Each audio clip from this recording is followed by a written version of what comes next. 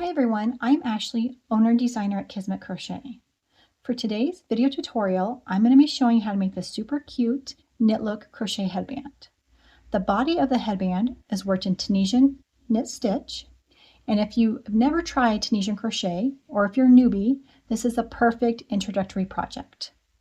I'm going to walk you through all the steps from how to work the Tunisian Knit Stitch, how to construct the flower and attach it to the headband, as well as attaching the button and creating that buttonhole. For today's video tutorial, we're going to be working with a size medium, which is size 5 to 12 years old. And we're going to be working this up in the Lion brand Heartland yarn. This is a number 4 worsted weight yarn, 100% acrylic, and this specific colorway is Rocky Mountains. You can really work this headband in any number 4 worsted weight yarn. I will say I'm partial to this Heartland line. It really has a nice sheen. It just glides on your hook, and the little variations in the color specs really give some dimension to your finished project. So I really do like this yarn. You're also going to need a 7mm Tunisian crochet hook. Now, if you don't have a Tunisian crochet hook and you want to just give this a try, you can certainly try with a regular hook. Just make sure it doesn't have a gripper. So when you do Tunisian crochet stitches, the stitches are going to stay on the shaft of your hook for the forward pass. And because this is shorter and doesn't have a stopper in the end, they can easily slide off the end of the hook. But if you just want to try it, get a feel for it before you invest in some Tunisian hooks, certainly stick with me, at least for the beginning, before your headband kind of widens out and you can see what that's like. You're also going to need a pair of scissors, a yarn needle just for weaving in those loose ends, and then lastly a button.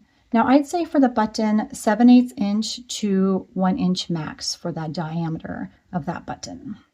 So go ahead, gather your materials, and we'll get started. Okay, so to start the headband, we're first going to start with a slip knot on our hook. However, we do want to leave a long tail at the beginning because we'll use that later to sew on the button, and that's just nice so we have fewer yarn tails to weave in at the end.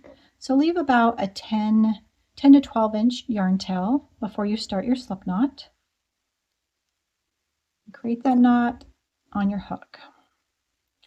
So again, we're going to be working the size medium, that's size 5 to 12 years old, and we're going to go ahead and chain out 5.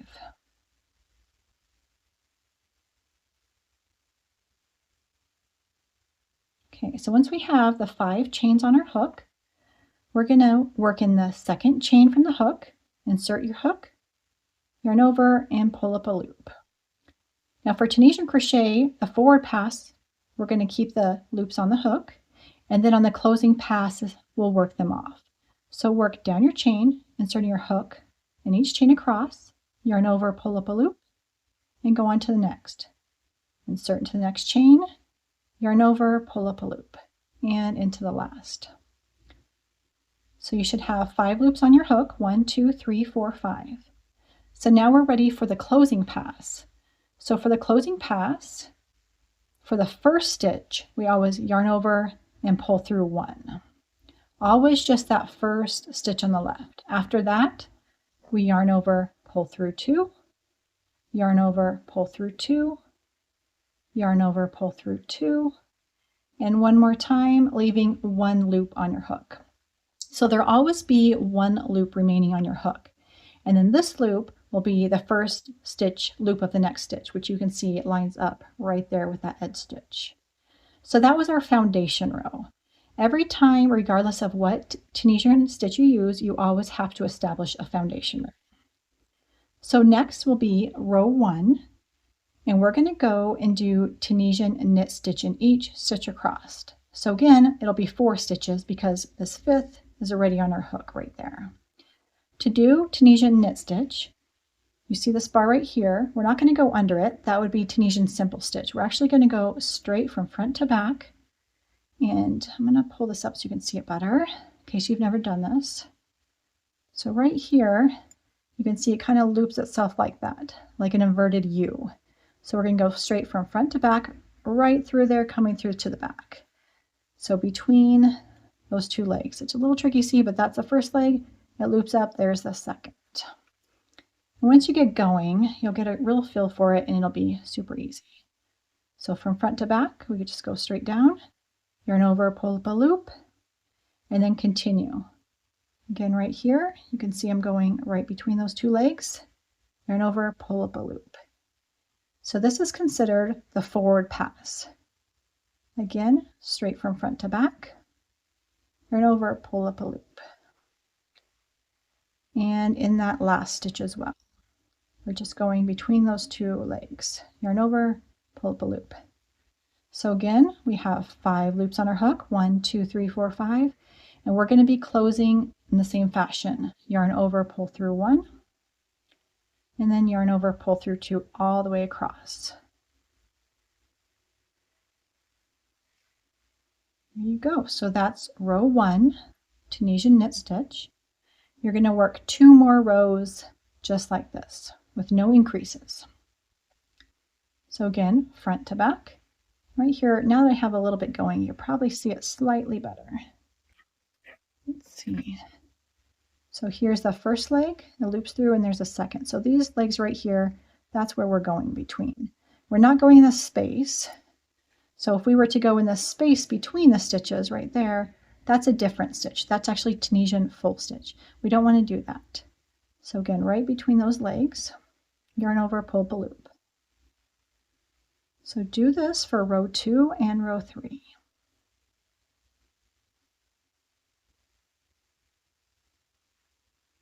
And then close.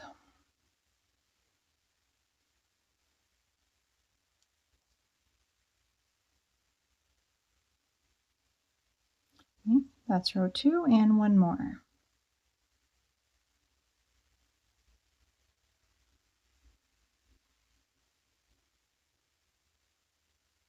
And when you're going through that last stitch, when you go between the bars, it'll look like this. You actually have 2 you're going through. It gives a little bit more stability.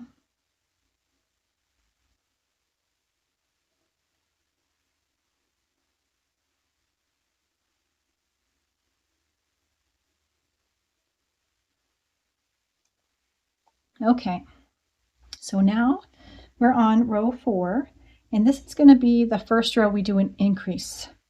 So how we're going to do that, so again, this loop left on your hook counts as that first stitch. We're going to work 1 Tunisian knit stitch in that first stitch. Then we're going to work a Tunisian full stitch. This is going to help us increase. So like I said before, we're going to go right in this gap between. So right there, between the stitches, we're going to go in that space. Yarn over, pull up a loop. Tunisian knit stitch in that middle stitch. We're going to do another increase because we want it to be equal. We don't want to be increasing on this side and not this side. So we're going to do another Tunisian full stitch right in that space between. And then Tunisian knit stitch in the last 2 stitches. So that should increase our count by 2. So you should have 7 loops on your hook now. So go ahead and count 3, 6, and 7. And then we will close just like before. Yarn over, pull through 1, and then yarn over, pull through 2 across.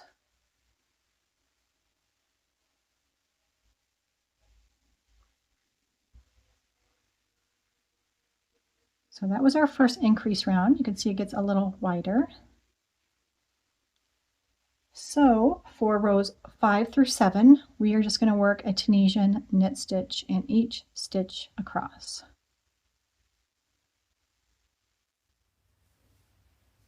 Okay, that's my 7th row. Now we have a little bit going. You can see the curling. Tunisian crochet does have a tendency to curl, but don't worry about that. When we're all done, we're going to do an edge trim around the edge, and that's really going to help settle down that curl. So don't let that bug you. Okay, so we are on row 8. We're going to do our second increase. So same as before, we're going to work Tunisian knit stitch in the next 2 stitches. We're going to work Tunisian full stitch in the next space right there, working our increase. Tunisian knit stitch in that middle stitch. Work another full stitch right after, right in that space. And then Tunisian knit stitch in the last 1, 2, 3. So just like before, that should have increased by 2 stitches, changing our stitch count to 9. So 3, 6, and 9, right on track. Close just like before, yarn over, pull through 1, and yarn over, pull through 2 across.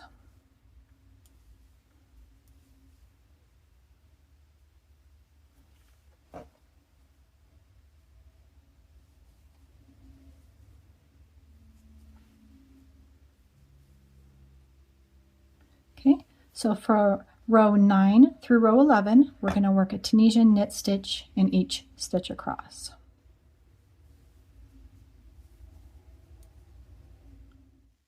For row 12, we're going to be working another increased row.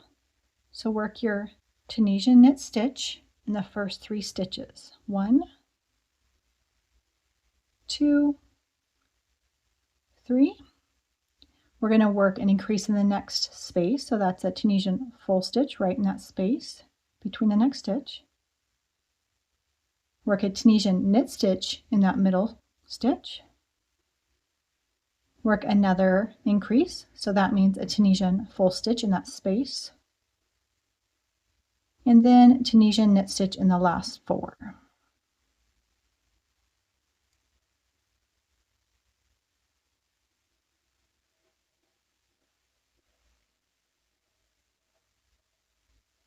And then close. Yarn over, pull through 1, yarn over, pull through 2 across.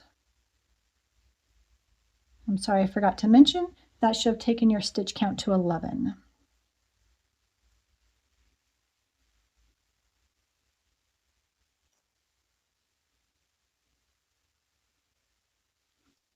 Okay, so for row 13 through 15, we're going to work a Tunisian knit stitch in each row across.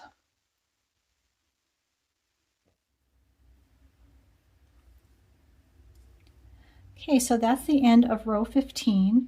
And as you've probably noticed by now, in addition to the curling at the bottom, which is pretty typical of Tunisian crochet, that this right side looks slightly sloppy compared to the left side and probably a little bit looser. This side you might feel like, hey, that's longer than this side. And that's okay, and there is a tendency for that to happen in Tunisian crochet, and that's because of this starting loop. So this loop that's left on your hook, as you know, is going to be the first stitch of the next row. But if we're not paying too close of attention or just takes practice, it can become kind of loopy, kind of get pulled loose. So for instance, right here along the side, you can see this stitch right here. It looks like I kind of wasn't paying attention and it looks really sloppy and loopy. And that's because I probably let this get a little too loose before going into my next stitch. So to prevent that and make this right side look a little cleaner, one, cinch down just slightly. It doesn't have to be really tight, but this last loop on your hook before going into your next stitch. And just work on keeping that tension consistent, and that'll help that right side look a little cleaner. But when we're done with the headband, we are going to do an edge trim all the way around, and that will shore it up. So don't let it concern you too much. Don't feel like you have to go back and rip that out. It will be okay. But I did want to mention that in case you start saying, hey, that right side just looks sloppy. That's okay. Just pay a little bit more mind to keeping this last loop a little tighter and not letting it get too loose on your hook. So going forward, now we're working on row 16. This is going to be another increase row. So we're going to do the Tunisian knit stitch in the next 4.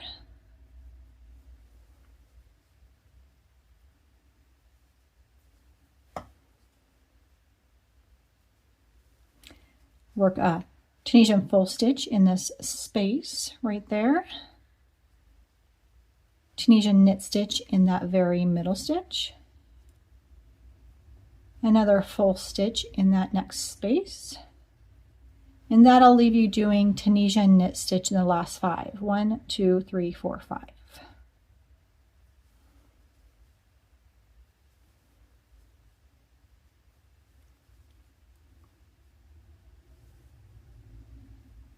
And then just close like every other row.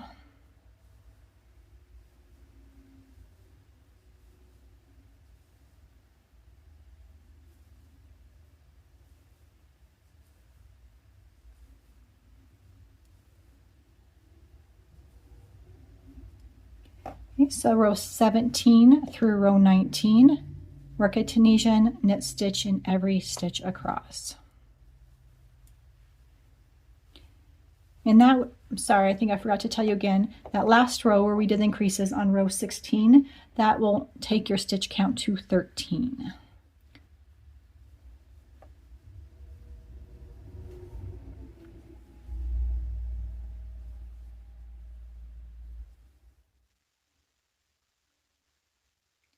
Okay, that's the end of row 19. Now to go on to row 20, this is our last increase row. So work Tunisian knit stitch in the next 5, which will give you a total of 6 on your hook because you have that first one to start.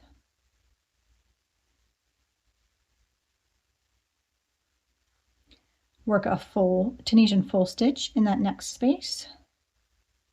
Tunisian knit stitch in the very middle stitch, Tunisian full stitch in that next space, and then that leaves you working a Tunisian knit stitch in the last 6 stitches.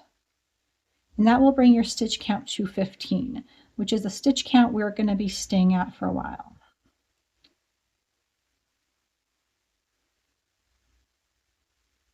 Go ahead and close this row.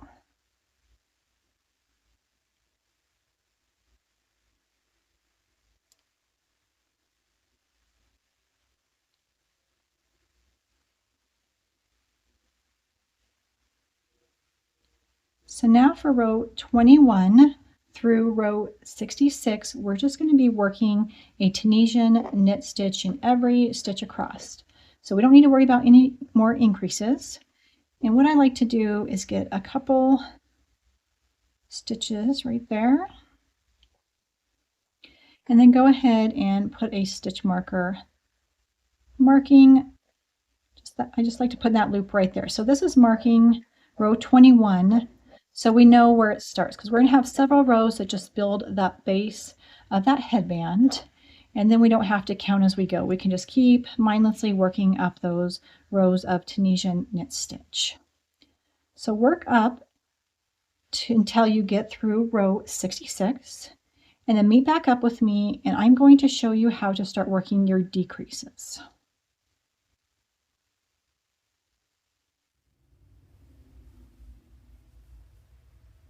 When you've completed row 66, we're ready to start our decreases. So starting with row 67, you're going to go ahead and Tunisian knit stitch in the next 5 stitches.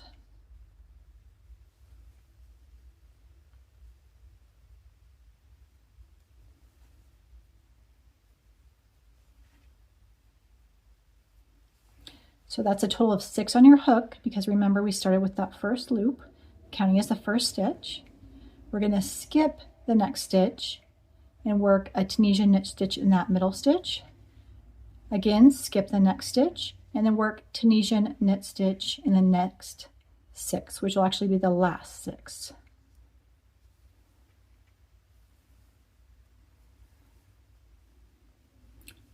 And then just close like normal. That'll take your stitch count to 13.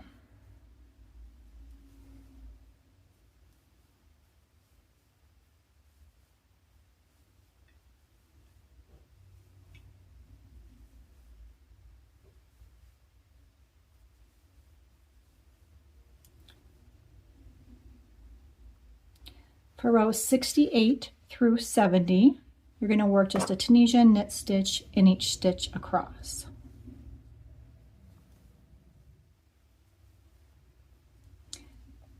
For row 71, we're going to work another decrease.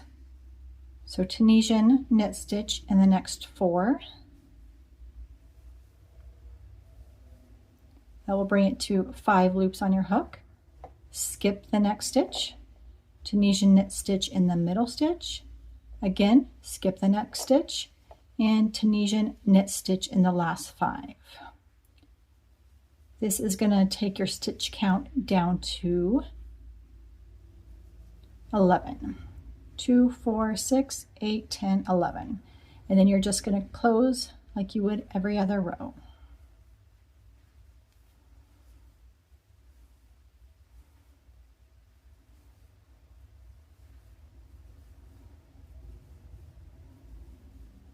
You can see with these decreases, it's starting to bring in the top of our headband. So for row 72 through 74, same thing, just work a Tunisian knit stitch in each stitch across. For row 75, we're working another decrease, Tunisian knit stitch in the next 3, skip the next stitch, work 1 Tunisian knit stitch in the middle, again skip that next stitch, and work Tunisian knit stitch in the last 4. This will take your stitch count down to 9.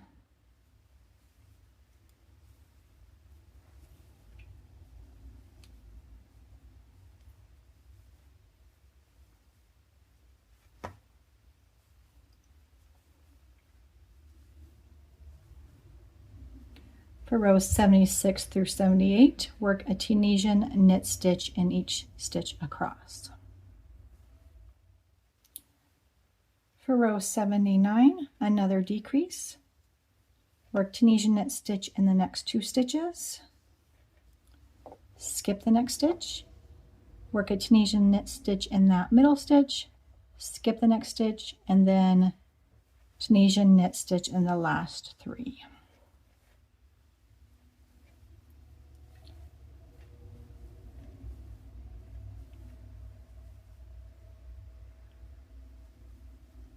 This will take your stitch count down to 7.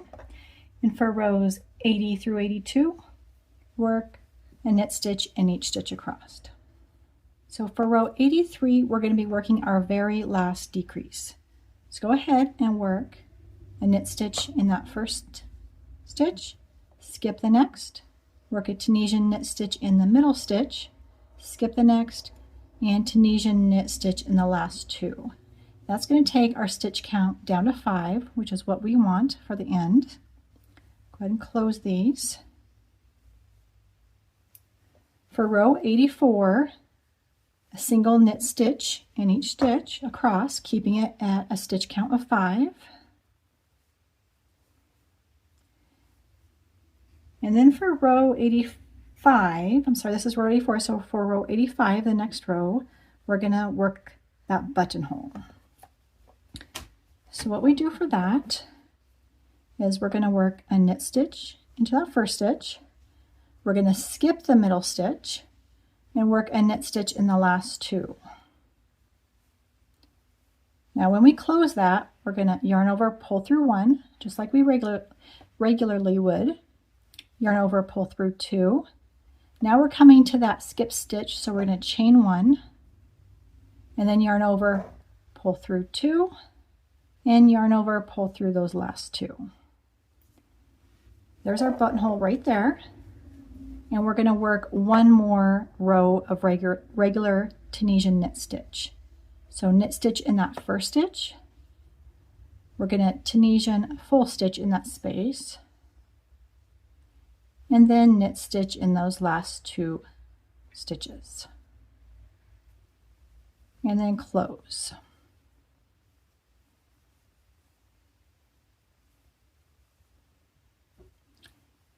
So there you have it. You can see your buttonhole right there. It looks kind of small, but that's good because it'll stretch out to go over that button, and we want it to be tight. We don't want that button slipping out. So at this point, you're going to take out your Tunisian hook, and we're going to size down a little bit. So go ahead and switch to a size J, which is 6mm crochet hook. So for the edge trim, we're going to replace our 7mm hook with a size J 6mm hook, and then we're going to work slip stitches all around. So for the top edge right here, you're just going to catch this bar right here, go under and work a slip stitch. Just catch these bars across that top edge, working a slip stitch. And when we come to the corner, we're just going to turn. We're not going to chain 1 because we want this to be kind of rounded, not square. And then we're going to work a slip stitch down this entire side. The only thing is we're going to be working in the back loop only. This first stitch is a little hidden, but I'm going to grab right there and catch that back loop. And then just continue to work slip stitch down that entire side, working in back loop only. And I'll meet up with you at the bottom and show you how to pivot right around that bottom edge. So once you've made it down that entire edge, you've come to the other end, and you're just going to pivot and then work slip stitch across this edge. You'll see this yarn tail hanging. That's the one we left for sewing on the button. So just push that to the back, just disregard that. We're not going to do any chain one. Normally it helps to chain one and then pivot, but I do want these corners to be a little more rounded, not so square. If you wanted the square look, then go ahead and chain one. But for this pattern, we're just going to continue. So you're just going to catch this top loop and continue your slip stitches right across that bottom edge. And then just like the other side, you're just going to pivot and start working down the other long side of the headband, working in the back loop only. And this is the side that the stitches were a little looser. So working this slip stitch will really shore it up and give it a nice, clean, finished look.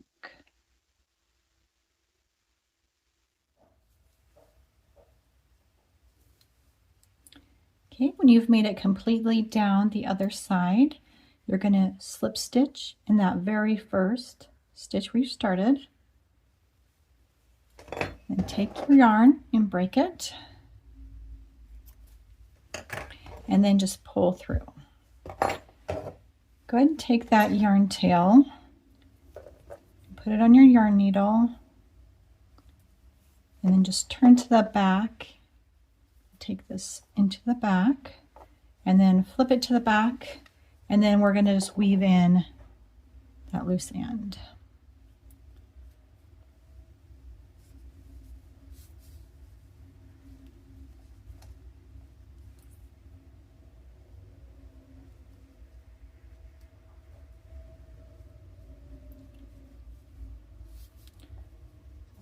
And then trim off.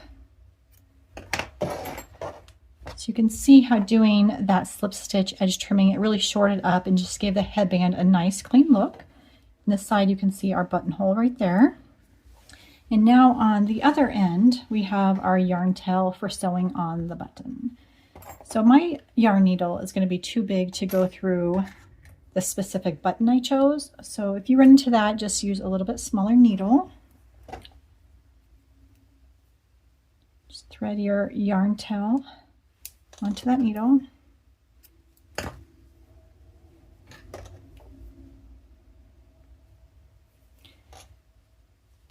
What I like to do, so right now if you turn to the back, you see that yarn tail is coming out of the corner and our button will be right towards the middle. So I'm going to take this yarn tail and just weave it in a couple stitches to kind of get the placement a little bit more centered, so we don't have that floating through the back.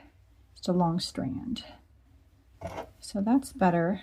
So once you have that, take your button and put it the desired placement right towards the end. I have a little heart design, so just however you like to orientate it. And then we're just going to stitch that button right to the headband.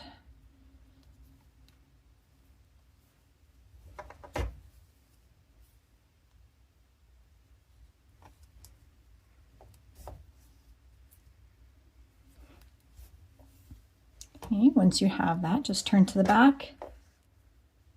And I like to secure a slight little knot, so I'll go through one stitch and then go through my loop and pull tight, making a tiny little knot just so that button is secure.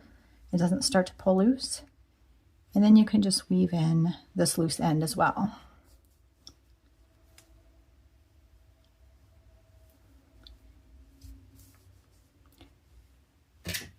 And trim off. There you have your button. So if you are making this as a gift or for market, a good suggestion is to take another button and you can place it right about here. And then it makes it even more adjustable. So depending on the head size, they can use this button or this button. And that is kind of nice just to give that option. So something to think about. So here's our headband. And now, if you want to stick with me, I will show you how to work that primrose flower and how to attach it to your headband. So to work the Primrose flower, we're going to continue with our size J 6mm hook. We're going to just be working with a regular crochet hook. There's really no reason to use the Tunisian one anymore. And we're going to continue with our Lion Brand Heartland yarn. Start by making a slip knot on your hook.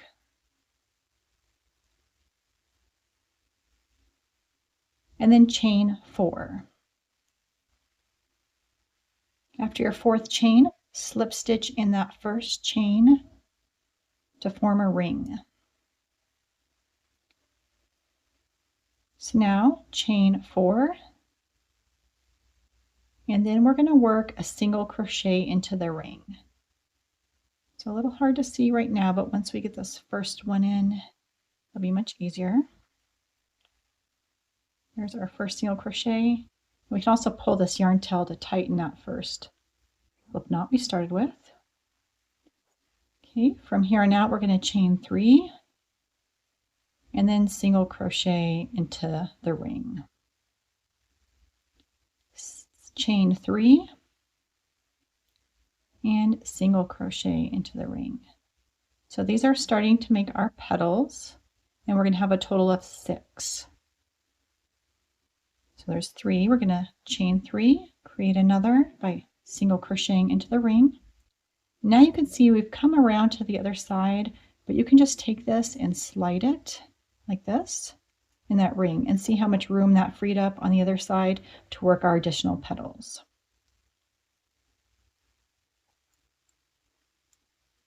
Chain 3, single crochet into the ring.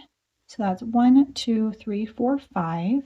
We need one more, so we're going to chain 3, and then we're actually going to slip stitch into this first chain. The first one we actually had a chain 4, so that first chain is going to count as a single crochet. So after you've chained 3 on your last petal, slip stitch into that first chain. Okay. So from here you should have 6 loops, 1, 2, 3, 4, 5, 6, and these will be the 6 petals. Going on to round 2, we're going to be working into these chain 3 loops, creating our flower petals. Now this flower is 3 layers, so 3 layers of petals. We're working on the first. We're going to be working a single crochet, a half double crochet, and then work 3 double crochets.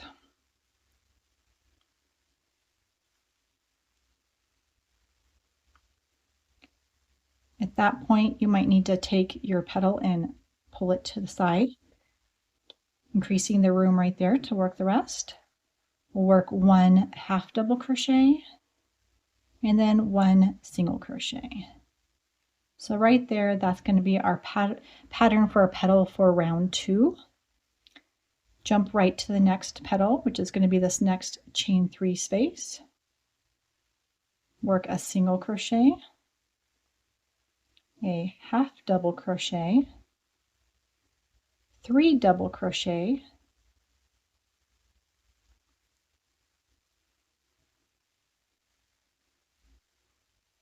after that 3rd double crochet, pull it over, increasing the room, and work a half double crochet and a single. So this is going to be your pattern for the petal all the way around. So work this pattern in each chain 3 space around. When you completed round 1, your flower will look like this with 6 petals, 1, 2, 3, 4, 5, 6. And at this point, I'm going to pull this loose and turn to the back because I just want to get this yarn tail out of the way. I'm just going to go ahead and thread it on my yarn needle. I'm going to pull it tight because we did start with that slip stitch, which can become loose. So before you weave it in, pull it snug and then just weave this in the back. I'm going to start around the ring and then I'll come up on the petal. It really doesn't matter where you weave it in, just as long as we don't have it showing from the front. Okay, so once you have that, just trim off, and that just helps get it out of the way. Okay, so there's our round 2. our first layer of the petals, we're ready to go on to round 3. So round 3 says working behind the petals, and that's because we want it to be 3 layers. So as you can see on this finished headband, we have the 3 layers of petals, one working behind the other. So to do that, we pull our hook out and go ahead and see this post right here. Put your hook from back to front through, grab that loop, and just bring it through to the back. And once you have it in the back, you can pull it snug again. So now we have our working loop coming from the back of our petal. And then we're just going to go and chain 4. After your chain 4, we're going to be doing a post stitch around the post of the next petal. So it sounds complicated, but it's really not. So it's actually a back post single crochet. And to do that, we just take our hook and go around this post. So from back to front, work around that post. You can kind of fold those to make it easier. Keep your tension tight. Yarn over, pull up a loop, and then yarn over, pull through both, creating that single crochet. Chain 4, and then turning. Again, we're going to be doing a post stitch right around this post. So you can see right there, it actually even looks kind of decorative because it wraps those 2 loops around that post. So we have our chain 4, inserting our hook from back to front, going around this post. We're going to fold those, keep our tension tight, yarn over, pull up a loop, and yarn over, pull through 2, creating single crochet. So do this all the way around. 1, 2, 3, 4. Our next will be this post right here. So back to front, yarn over, pull up a loop, and pull through 2. 1, 2, 3, 4.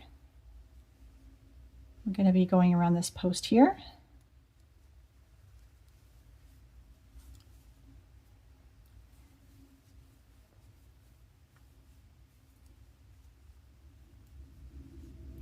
Next post.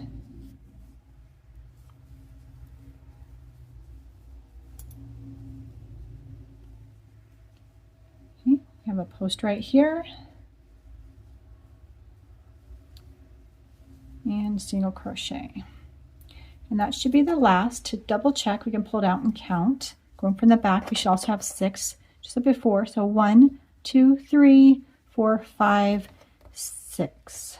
So you see these little chain loops. So just like round 2, we're going to be working the petals into those loops. The only difference is they're on the back side, which is not too hard. So tighten your hook back on there. And we're going to go right along for round 4, start working our petals into these loops we just created. So for the first petal, we're going to do a single crochet, a half double, and then 5 double crochets. 2, 3, and just like before, once it gets tight, just pull your stitches over, creating more space for the remaining stitches. So that was 3 double crochets. I have 2 more. Then you're going to work a half double crochet and a single. And there you have your next petal. So when these line up, they're just going to layer really nicely. We're going to kind of just push down that first layer though, so we can easily access this next layer with those chain loops. So just jump to the next chain 4 loop, just like we did before. Single crochet, half double crochet, and 5 doubles. 1, 2, 3, pull it over, 4, 5, a half double crochet, and then a single. So work these petals all the way around, and then I'll meet back up with you for the next round. Okay, so that's round 4, which is the end of your second row of petals. So see how cute this is looking? That second layer just layers right behind the first. It looks nice and clean, and it even looks pretty cute with where you did the post stitches around there. It's just a nice subtle decorative detail. So now we're ready to go on to round 5, and same thing, we're going to be working behind the petals. So again, just pull this out of the way and look at the post right there, and go ahead and insert your hook. Grab that loop and pull it through to the back. And then once it's through the back, you can tighten that on your hook. It just brings that working yarn to the back. So for this, we're going to work some more chain loops. This time we're chaining 6. 2, 3, 4, 5, 6. And then just like before, we're going to go around the post, but not right there. So we're going to flip. We're going to just disregard this first layer of petals and kind of push it out of the way. So we see that post from that second layer. We're going to go around this post right here. So same as before, working back to front and single crochet. Chain 6, 1, 2, 3, 4, 5, 6. Again, push that first layer of petals out of the way. We see that post right there. And we're going to work a single crochet right around that post. So just continue this all the way around, working in those chain 6 loops. So once you've come all the way around on round 5, it's not a bad idea to just turn to the back and count just to make sure you have 6 chain 6 loops. So 1, 2, 3, 4, 5, 6. Perfect. So go ahead, insert your hook back. And then we're ready to start round 6, which is the last round of our petals. So just push these aside, and we're going to be working the same pattern, other than we're going to be working 8 double crochets. So go into that first chain 6 loop and work a single, a half double, and then 8 double crochet.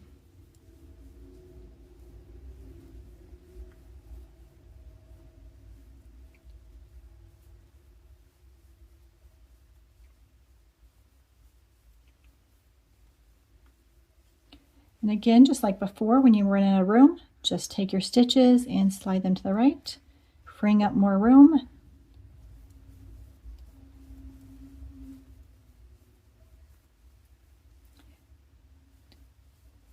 When you finish your 8 doubles, work 1 half double crochet and then a single crochet. And just hop to your next chain 6 space and work the same pattern, working a single, a half double crochet, 8 double crochet, and once you finish those 8, a half double crochet and then a single. So go ahead, finish your last layer of petals, and I'll catch back up with you at the end.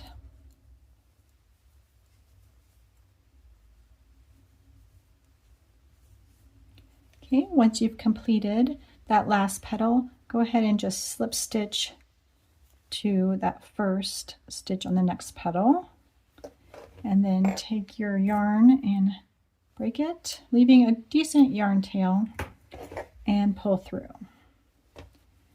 So there you have your super cute primrose flower. Take your yarn needle, thread it with that yarn tail, and I like to just poke this straight to the back.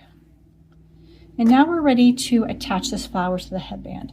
So leaving a long tail is nice because we can just use the same yarn tail to attach it to the headband instead of cutting a new yarn. So placement is totally up to you. Right here I have my button and my heart's orientated this way. So I'm going to go ahead and for my headband, I'm going to place the flower right about here. So the way I like to do it is get the placement that I prefer right about there. And the way I'm going to stitch this is I'm just going to be stitching it around the post of this last petal. So you can fold these down, and I'm going to be stitching right around the post, right there, all the way around. And that usually gives a nice secure attachment where it won't come loose, but you don't have to do it around the petals. And these still have some movement. They're not stitched down to the headband, so it really looks best that way. So once you have it where you like it, you can pin it down or you can just hold it. So my yarn tail is coming out right here. So I'm going to go down with my needle right at that spot in the headband. And then, see if I can show you this best, I'm going to come right back up, right to the left of that post. So remember I told you I'm going to go around that post. So I'm going to come out right to the left of it and then poke my needle down right to the right. So I'm just going right around that post and then pulling it snug. And then I'm going to turn. My next post is right here. So what I like to do is poke my needle just so I can see from the back. So this is where my last stitch was, and this is where I want to go. However, I don't want to just drag my yarn like this because then I'll have these long yarn floats that don't look very attractive. So I just see where I'm going to be coming out of. I just use that for reference. I'm going to put my finger there and come to the back. So what I'm going to do is I'm just going to take my needle and put it under these stitches so it's hidden, but comes right to that point of the next post, just like that. Now I can turn and come up right to the left of that post, and that's right near where I came out of, so we don't have those long yarn floats.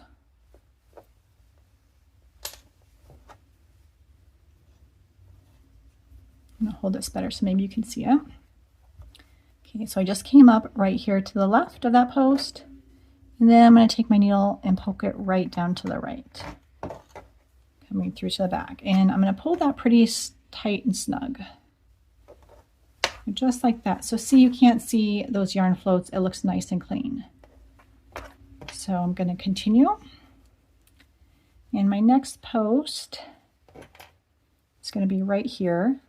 So again, just poking my needle through to the back just so I can see. Okay, that tells me I need to make it from here to here.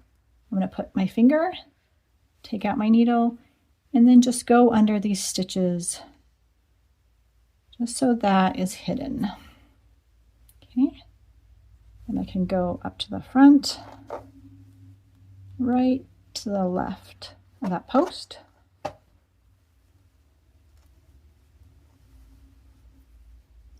And then poking down on the right side and pulling it through to the back and pulling it nice and secure.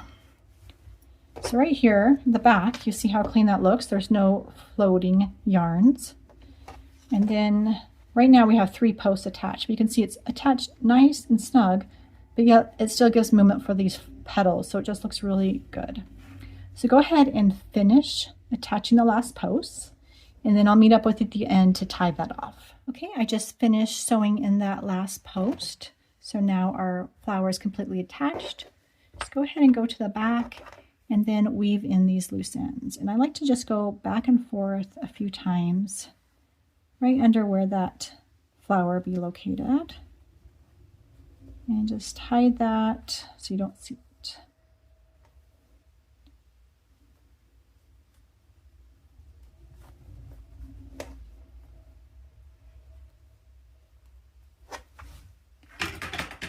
Once you have that, just trim off, and there you have it. Your headband's complete. I hope you really enjoyed this tutorial today. If you did, please give a thumbs up and subscribe.